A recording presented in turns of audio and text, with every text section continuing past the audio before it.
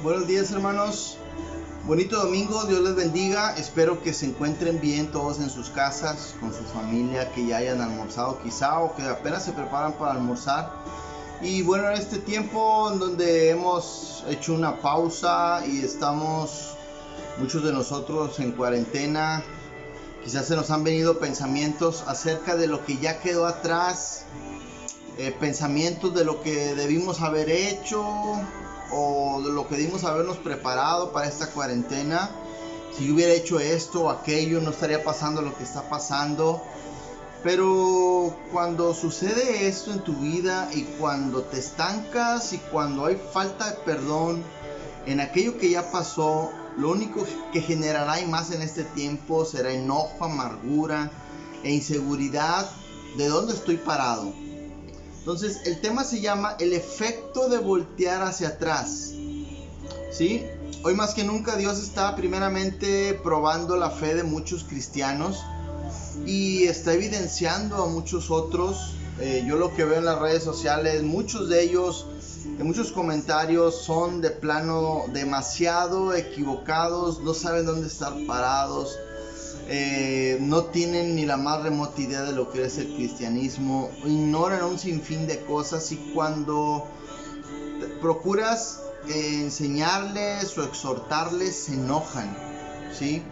Hoy más que nunca la iglesia está enfrentando, o la iglesia cristiana, hablando en muchas denominaciones y en muchos términos, la gente que está metida en las iglesias están enfrentando muchas cosas erróneas y estamos viviendo la generación de no quiero que me digas nada, ¿no?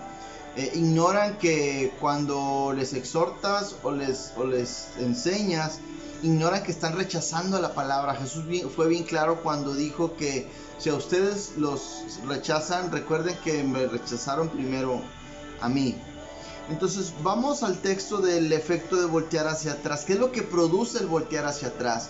Y créeme que no va a producir nada bueno cuando volteamos hacia atrás, sobre todo cuando entendemos las palabras de nuestro Señor Jesucristo. Y vamos a Lucas 9, 57 al 62. Yo creo que muchos de nosotros lo hemos leído, pero Jesús nos dijo que no seríamos aptos para el reino cuando volteamos hacia atrás. Si nosotros vemos a la mujer de Lot, ella volteó hacia atrás y se convirtió en sal cuando el Señor le había dicho no volteen para atrás, ¿sí? Muchos de nosotros no nos damos cuenta que cuando Dios da una instrucción no es para preguntarnos por qué o yo tengo una idea diferente, sino Dios lanza una instrucción y es para obedecerla. Y vamos a Lucas 9, 57 al 62 y vamos a meditar un poco en este texto cuando dice: y mientras ellos iban por el camino, uno le dijo: te seguiré a donde quiera que vayas. Y Jesús le dijo: las zorras tienen madrigueras y las aves del cielo nidos, pero el Hijo del Hombre no tiene dónde recostar la cabeza. A otro dijo: sígueme. Pero él dijo: Señor, permíteme que vaya primero a enterrar a mi padre. Mas él le dijo: deja que los muertos entierren a sus muertos, pero ve tú y anuncia el reino por todas partes. También otro dijo: te seguiré, Señor, pero primero permíteme despedirme de los de mi casa. Pero Jesús le dijo: nadie que después de poner la mano en el arado mira atrás es apto para el reino de Dios. Y cuando nosotros leemos aquí, pudiéramos interpretar de manera muy fácil que Dios nos dice que entonces nadie es apto para el reino, puesto que es imposible evitar que nos acordemos del pasado. Entonces aquel que se acuerda del pasado es apto para el reino. Sin embargo, de entrada, si nosotros miráramos a la palabra, nadie es apto para el reino, puesto que somos imperfectos, diríamos que solamente Jesús es perfecto y solamente Jesús es apto para el reino. Pero cuando nos vamos al texto, nos vamos a dar cuenta que durante este texto Jesús, antes de esto, había llamado a sus discípulos y había empezado a enseñarles, pero él seguía llamando gente aparte de sus 12. Y Y muchos venían, y aquí vemos varios tipos de personas, en donde unos piensan que cuando ya sintieron esa sensación de la presencia de Dios, piensan que todo el tiempo va a ser así, y sueltan palabras arrebatadas, porque dicen: te seguiré donde quiera que vayas. Yo les aseguro que si les hubiera dicho, pero vas a padecer y te van a matar, se detienen. Sin embargo, cuando empiezan a experimentar la presencia de Dios en las vidas, como muchos de nosotros, podemos decir: te seguiré donde quiera que vayamos. Sin embargo, Jesús le dice que no tiene dónde recostar la cabeza. Y aquí es donde nosotros pensamos: bueno, Jesús, que no es el dueño de todo, ¿por qué tendría que decirle eso Jesús? Que no tiene dónde recostar la cabeza. Pero la presencia de Jesús misma en la tierra, Él no se iba a detener por comodidad. Él sabía a qué había venido. Sin embargo, le deja a las personas que lo empiezan a seguir, les empieza a decir el precio que hay que pagar. Otro dice: Señor, permíteme que vaya a enterrar a mi padre. Jesús le deja bien claro que hay cosas más importantes como eso, ¿sí? Y enterrar a mi padre no significaba que había muerto en ese momento, sino que él decía: mira, todavía hay cosas importantes que tengo que hacer, después te seguiré. Sin embargo, él le dice que no, que eso no es importante, que deja que los muertos entierren a sus muertos, y hay que anunciar el reino por todas partes. Dice otro: permíteme despedirme de los de mi casa. Y otra vez habla de un tiempo determinado en donde Jesús le dice: nadie que pone la mano en el arado mira atrás. Y el arado es algo donde los burros van caminando y llevan un arado puesto. Y el arado va creando surcos hacia adelante, va creando caminos donde se empieza a sembrar. Y Jesús dice que nadie que pone las manos en el arado va a voltear hacia atrás, porque el voltear hacia atrás significa que los surcos se iban a empezar a crear chuecos, ¿sí? No se iban a crear rectos como Dios quiere que llevemos nuestra vida. Dios quiere que llevemos una vida recta, pero cuando nosotros volteamos hacia atrás, vamos a empezar a crear caminos torcidos. ¿Cómo? Cuando empezamos a voltear hacia atrás, cuando nos empezamos a acordar de cosas que ya pasaron, que no convienen, que no nos ayudan en nada, no nos benefician en nada, pensamientos erróneos, pensamientos de personas mundanas, pensamientos de personas con las que aún nos juntamos y no tienen nada de cristianos, y les hacemos caso en sus discursos, les hacemos caso en sus consejos, y no vemos que Cristo es suficiente para nuestras vidas. No vemos que la palabra de Dios es la única que va a crear caminos perfectos, caminos derechos, y entonces volteamos hacia atrás y nuestros caminos empiezan a ser chuecos. Hoy, al día de hoy, muchos están más fríos que otros. Muchos quizás han buscado a Dios más que otros, pero esa es una realidad en todas las iglesias. Y te lo tengo que decir porque tú eres parte de esta congregación, y si has experimentado esa frialdad, debes de preocuparte porque al fin y al cabo nuestro propósito y nuestra vista debe estar por siempre en el Señor y no en otras cosas. Sin embargo, ha habido algo que nos ha hecho voltear hacia atrás. Y debemos de saber que Jesús dice que si nosotros volteamos hacia atrás y tenemos las manos en el arado, vamos a enchuecarnos, ¿sí? Vamos a caminar mal, vamos a hacer cosas que no están en el propósito de Dios. Y todo lo que hagamos a nuestras vidas una vez que conocemos al Señor es enderezar el camino por cada palabra que el Señor nos ha venido hablando. Porque nada en esta vida es más importante que la misma palabra. Hace unos días vi un post acerca de que el cristiano, o si existía la psicología cristiana, y los pastores que explicaban eran muy claros respecto a que no existe la psicología cristiana. Una cosa es la enseñanza cristiana o la guía cristiana, y otra cosa es la psicología como tal.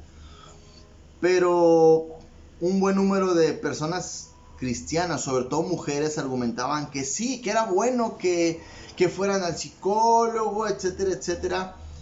Y con tristeza te dabas cuenta que no tienen ni la más remota idea de la palabra de Dios. Pero se me venía a la mente cuando Satanás tentó a Eva, porque le dice, mira, bueno, sí dice Dios aquí, pero hay otra cosa que tienes que saber.